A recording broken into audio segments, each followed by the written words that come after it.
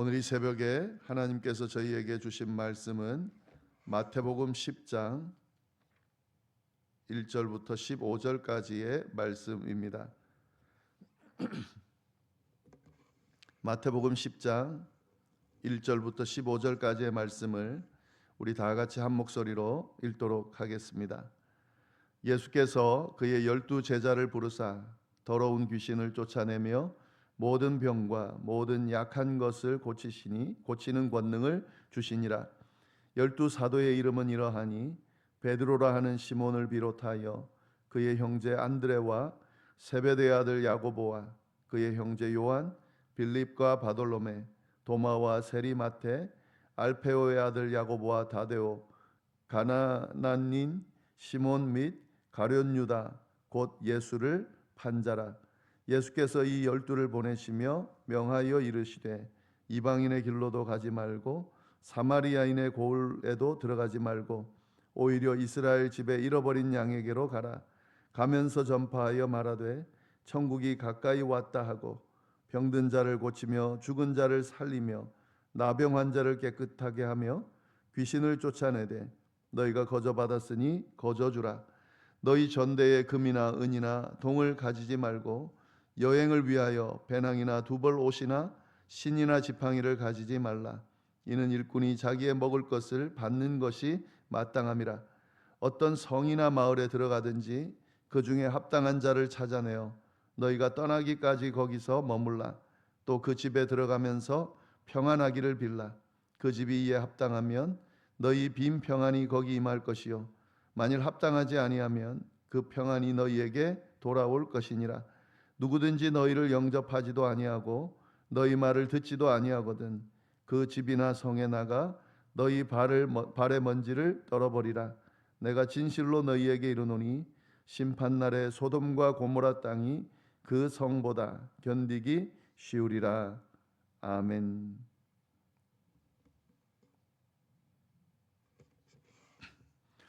네, 오늘 저희가 나눌 말씀 마태복음 10장의 말씀입니다.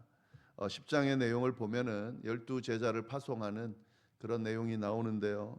이 9장 마지막 부분에서 어제 우리가 나눈 내용 중에서 예수님께서 추수할 것은 많되 추수할 일꾼이 적다라고 말씀하셨는데 이제 10장에 이어서 그 일꾼들을 예수님께서 직접 부르시고 보내시는 그런 내용이 이어지고 있습니다.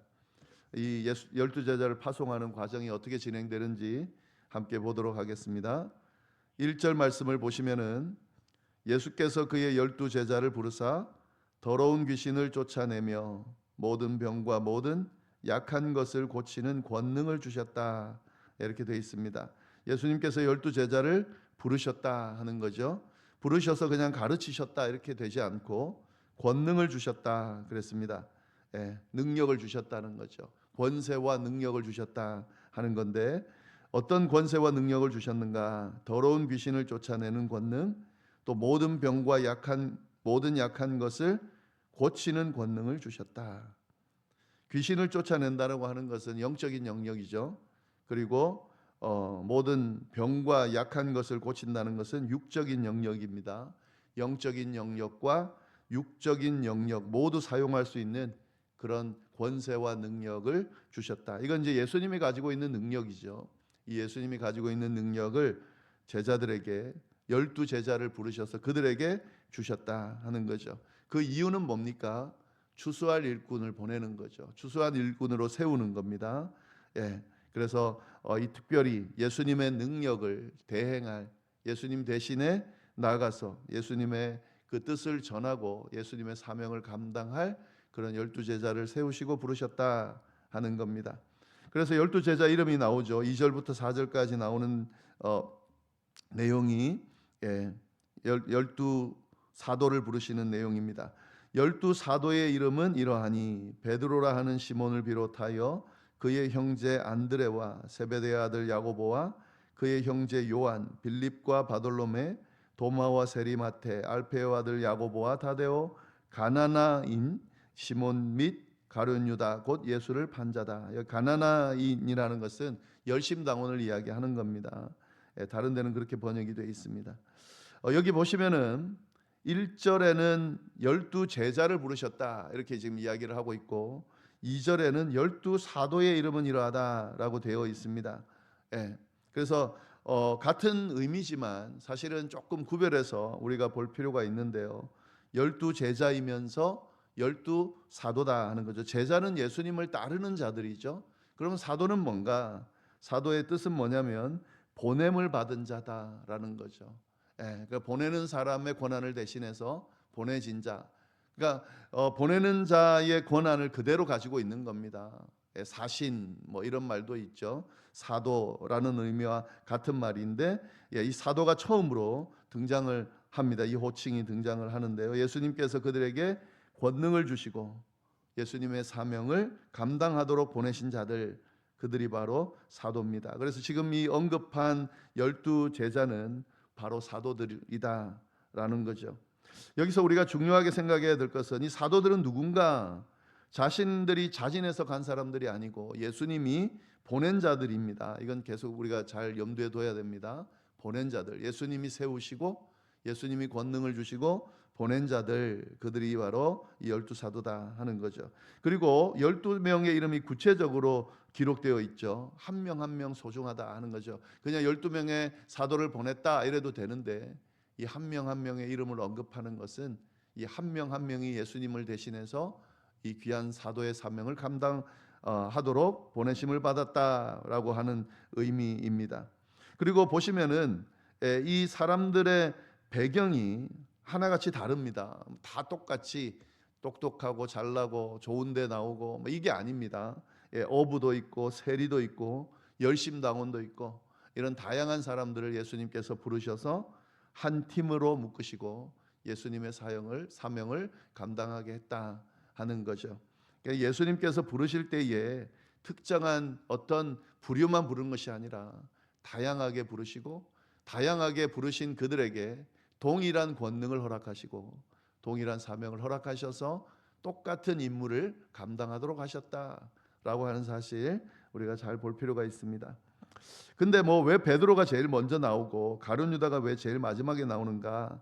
이건 이제 마태가 글을 쓰면서 편집을 한 거죠. 이미 마태는 이 상황을 알고 있었을 겁니다. 베드로가 아마 수제자의 역할을 하고 그리고 가룟 유다가 예수님 팔았다는 걸 알기 때문에 이렇게 쭉 나열했던 것 같습니다.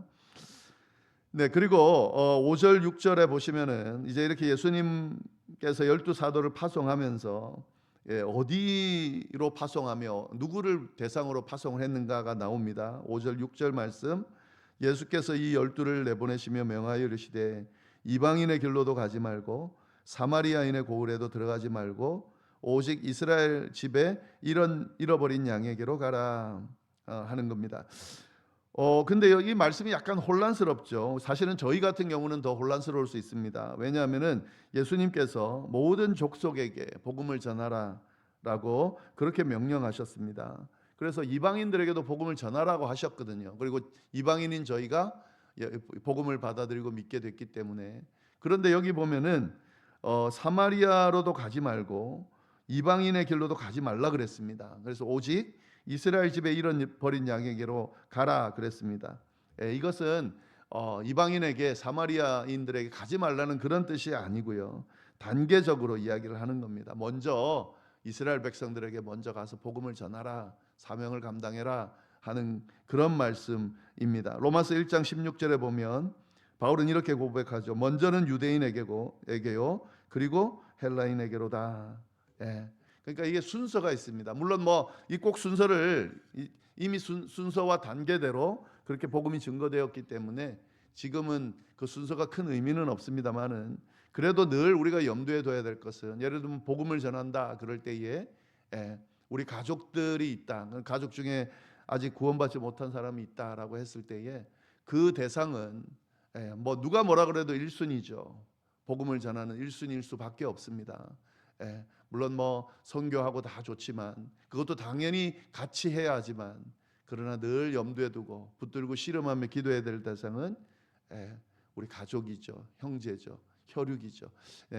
그런 의미로 좀 잘 보시면은 좋겠습니다. 잃어버린 양들에게로 가라.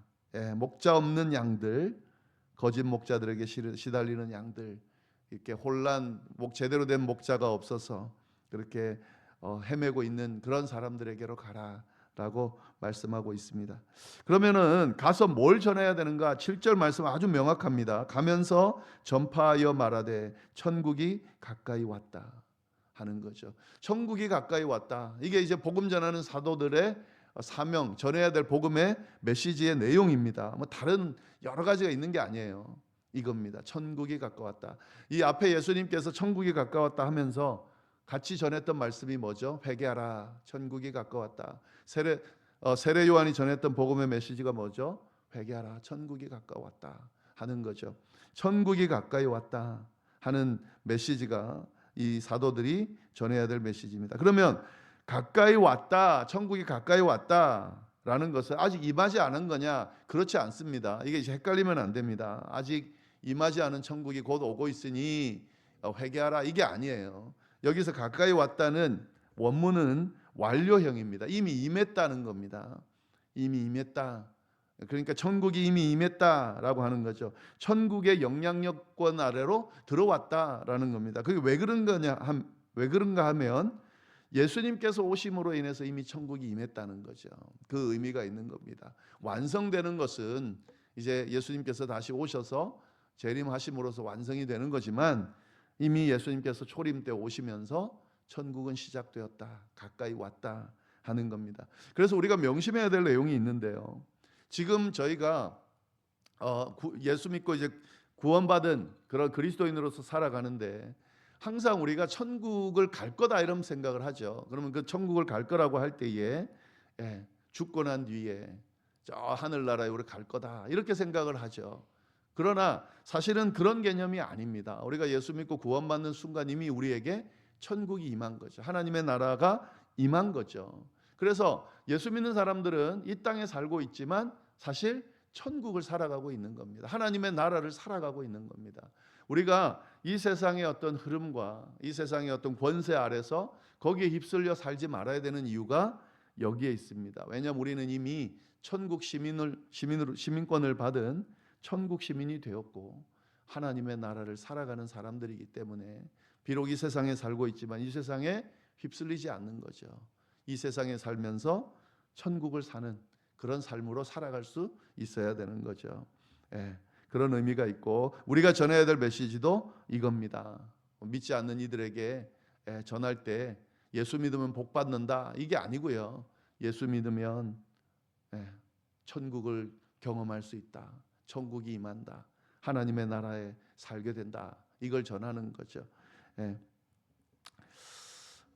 그리고 8절 말씀 보시면은 병든 자를 고치며 죽은 자를 살리며 나병한 자를 깨끗하게 하며 귀신을 쫓아내되 너희가 거저 받았으니 거저 줘라.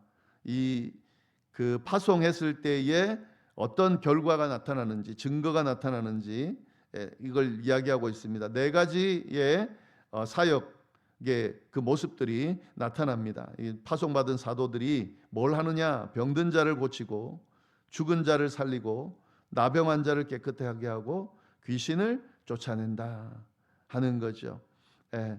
그러니까 이 천국이 가까웠다는 복음 선포와 함께 예수님께서 주신 이 권능을 행해야 된다라고 하는 것을 보여주고 있는데 여기서 중요한 원리 하나가 뭐냐면 거저 받았으니 거저 주라 하는 거죠. 거래 대상이 아니라는 겁니다. 주님께서 거저 주셨잖아요. 이 제자들을 부르시면서 권능을 주실 때 그들이 받을 만한 자격이 있어서 주어진 게 아닙니다. 그냥 주님께서 은혜를 주신 거죠. 거저 주셨습니다. 그렇기 때문에 우리도 값없이 나누는 것이 마땅하다 하는 거죠. 우리가 이 말씀을 우리에게도 동일하게 적용할 수 있습니다. 사실 저희에게 주신 모든 것들은 시간이나 또 생명이나 물질이나 또 여러 가지 모든 삶의 상황들은 다 하나님께서 주신 겁니다. 우리가 이것이 믿는 자들의 고백이어야 되죠. 내가 뭔가 노력해서 얻어내서 이건 내 거다. 물론 내 노력도 들어가지만 그러나 하나님께서 그 모든 것들을 허락하셨기 때문에 우리가 누리고 있다라는 것은 그것은 우리 신앙인들의 고백인데 그때 우리가 알아야 될 것은 하나님이 주셨기 때문에 내가 누린다라는 그 말 안에는 그렇기 때문에 이거는 거저 나눠줘야 된다. 함께 나누면서 살아야 된다 하는 의미도 포함되어 있습니다. 이 말씀을 우리가 좀 잘 볼 필요가 있습니다. 그래서 복음을 전할 때에 천국의 메시지도 전하지만 주님께서 주신 권능도 전하고, 그리고 그 권능을 함께 나눌 줄 아는 그런 모습이 진정한 사도의 모습이다, 복음을 전하는 자의 모습이다 하는 것을 우리가 분명히 알아야 되겠습니다. 네, 9절 10절은 그 사도들, 파송된 사도들의 자세가 어때야 되는가를 또 알려주고 있습니다. 너희 전대에 금이나 은이나 동을 가지지 말고 여행을 위하여 배낭이나 두볼옷이나 신이나 지팡이를 가지지 말아라. 이는 일꾼이 그 먹을 것 받는 것이 마땅함이니라. 단순한 삶을 요구하시는데 이 의미가 있습니다. 두 가지 의미가 있는데, 하나는 뭐냐면 이 금이나 은이나 동이나 가지지 말아라 라고 하는 것은 물질에 대한 의존하지 말아라 하는 그런 의미죠. 물질에 의존하지 말아라. 내가 이 일을 하는데 이런 것들이 필요하다. 우리는 보통 신경 쓸 수밖에 없죠. 그렇게 사명을 가지고 나아갈 때에 나는 그 생활할 때 필요한 그런 돈도 좀 있어야 되고, 뭐 배낭도 있어야 되고, 옷도 있어야 되고, 신발도 있어야 되고, 우리가 걱정할 거리들이 참 많이 있죠. 당연히 해야 되는 겁니다. 여행자들이 해야 될 필수품들, 이런 것들 당연히 필요합니다만은, 그러나 거기에 연연하지 말아라 라고 분명히 이야기합니다. 왜냐하면 이건 하나님에 대한 전적인 신뢰를 가지라는 뜻입니다. 하나님께서 보내실 때, 예수님께서 보내실 때는 먹을 것, 또 필요한 것들은 당연히 챙겨주신다는 그런 믿음이 있어야 되는 거죠. 예수님이 보내실 때에 그런 마음으로 보내시는 겁니다. 내가 책임질 테니, 하나님께서 책임질 테니, 하나님께서 돌보실 테니, 하나님께서 필요한 것들을 때마다 채우실 테니, 그러니 걱정하지 말고, 거기에 매이지 말고 그렇게 담대하게 나가라 라고 그렇게 이야기를 하고 있습니다.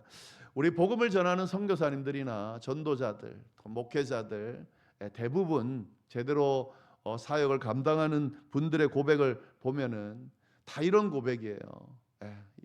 내가 필요한 것들을 다 가지고 있지 않았지만 하나님께서 지금까지 인도해 주셔서 이 귀한 사역을 넉넉하게 감당할 수 있도록 인도하셨다. 죄송합니다. 감당할 수 있도록 인도하셨다라고 고백하는 그 근거가 여기에 있는 겁니다. 책임져 주신다 하는 거죠.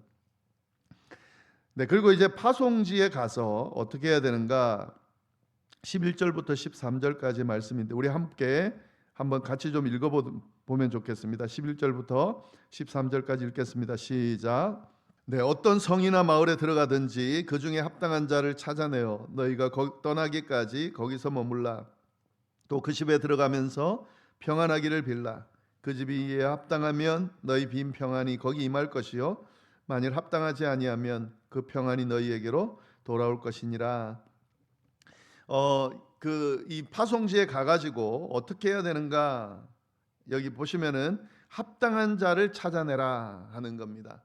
우리는 그 복음을 전할 때에 모든 대상을 향해서 복음을 전해야 되지만 사실은 염두에 둬야 되는 것이 있습니다. 그 복음을 전할 때 우리가 의지를 가지고 막 모든 사람들에게 복음을 억지로 전해가지고 변화시키려고 하면 절대로 안 됩니다. 그건 우리의 영역이 아닙니다. 우리가 하는 건 뭐냐면 복음을 그저 전하는 거예요. 그리고 그저 전하면서 진짜 이 복음을 받아들이는 사람들이 있습니다. 준비되어 있는 사람들이 있다는 거죠. 합당한 사람들이 있다는 겁니다. 하나님께서 예비해 놓은 사람이 있다는 겁니다. 그때 그 시점에 복음을 들어야 되는 사람들이 있다 하는 겁니다. 무작정 그냥 아무나 붙들고 그들이 변화될 때까지 복음을 전하는 것이 아니라 하나님께서 준비해 놓은 사람을 찾아내서 그에 합당한 자들에게 복음을 전해야 된다 하는 겁니다.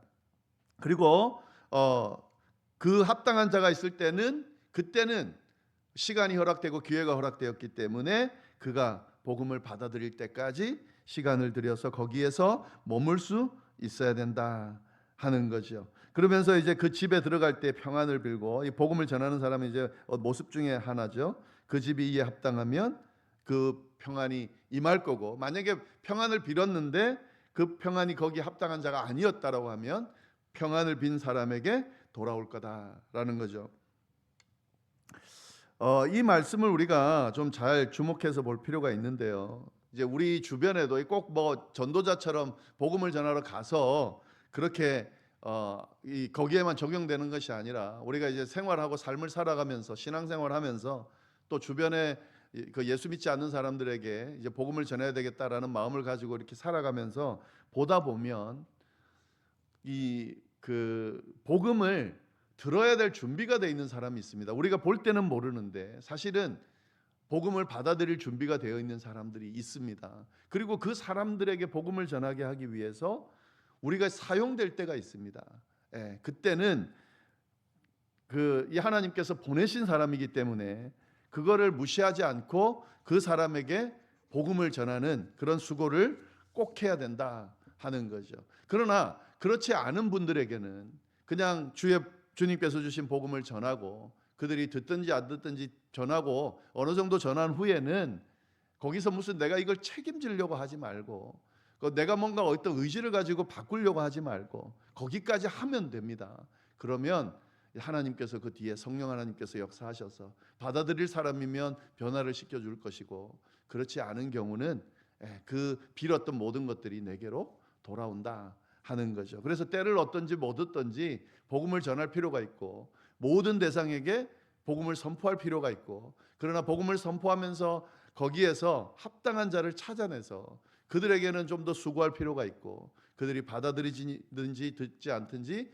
평안을 비는 것이 중요하다 하는 거죠. 평안을 빌어서 복음이 증거되어서 그에게 들어가면 더 좋은 거고 만약에 그렇지 않더라도 날아가는 것이 아니라 그것이 전부 내게로 돌아와서 내게 큰 평안과 복이 된다 하는 이 원리를 좀 잘 기억하시기를 바랍니다. 마지막으로 14절 15절 말씀입니다. 누구든지 너희를 영접하지도 아니하고 너희 말을 듣지도 아니하거든 그 집이나 성에서 나가 너희 발의 먼지를 떨어버리라. 내가 진실로 너희에게 이르노니 심판날에 소돔과 고모라 땅이 그 성보다 견디기 쉬우리라.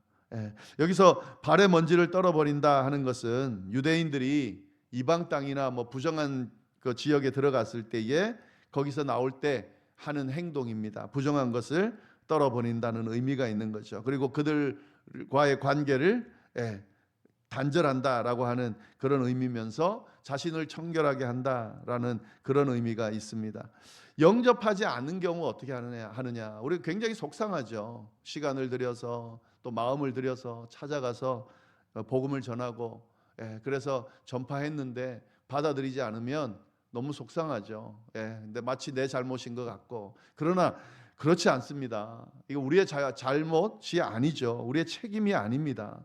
복음을 전하는 자들이 꼭 명심해야 될 것은 뭐냐면 복음을 선포하고 전하는 것까지만 우리의 역할이고 책임입니다. 우리가 책임지는 게 아니에요. 지금 여기서 예수님께서 사도들에게 명령하시면서 니네들이 복음도 전하고 전하는 걸 듣든지 안 듣든지 너네가 책임도 져라 이렇게 말씀하지 않으셨습니다. 가서 선포하는 것으로 끝입니다. 합당한 자가 있으면 더 열심히 하고 만약에 복음을 전했는데도 받아들이지 않으면 거기서 떠나서 다른 곳으로 이동하면서 발의 먼지를 떨어버리라 라고 그렇게 이야기하고 있는 겁니다. 안 받아들인 사람의 책임이다 라고 이야기를 하고 있는 거죠. 이 12사도들에게 하신 예수님의 말씀인데 사실은 우리가 사도는 아니지만 그래도 사도로서의 역할을 맡은 사람들이죠. 예수님의 제자이면서 복음을 전하라 하신 그런 사명을 받은 그런 사도의 역할을 받은 사람들입니다. 사실 이 말씀은 우리에게 하시는 말씀입니다. 추수할 때가 이르렀는데 추수할 일꾼이 적다. 지금 이 종말의 시대에 정말 추수할 일꾼이 필요할 때죠. 근데 저 목사에게 또 저 장로에게 저 권사에게 주신 것이 아니라 모든 예수님을 믿는 그리스도인들에게 주신 이 사명의 말씀입니다. 가서 전하라 라고 하시면서 성령의 능력과 권능을 우리에게 주시면서 천국이 가까웠다, 천국이 임했다, 천국이 지금 눈앞에 있다 라고 선포하면서 그 능력도 전하고 그렇게 행하라고 지금 우리에게 명령하고 계십니다. 이 명령을 나의 것으로 받아들이고 이 사명을 감당하는 우리가 될 수 있기를 간절히 바랍니다. 기도하겠습니다. 하나님 아버지 참으로 감사합니다. 귀한 말씀 주셔서 감사하고 이 말씀을 통해서 우리에게 다시 한번 귀한 사명을 허락해 주셔서 감사합니다. 우리를 부르시고 그리스도인으로 삼으시고 또 이 귀한 복음을 전하라 명령하시니 주여 이 명령을 우리가 아멘으로 받고 실천하며 살아갈 수 있도록 인도하여 주옵소서. 내가 예수 믿고 복받고 구원받고 평안하고 그래서 나는 참 좋다. 내 자녀들, 내 후손들이 참 행복해서 나는 좋다. 그래서 하나님 앞에 감사하다. 난 더할 나위 없다.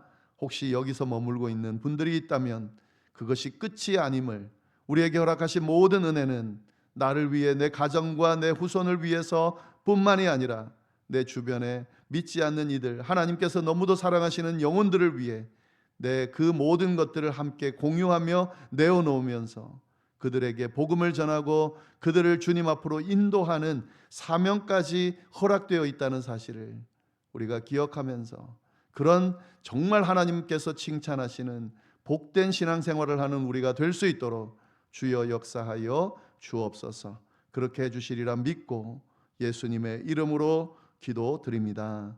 아멘.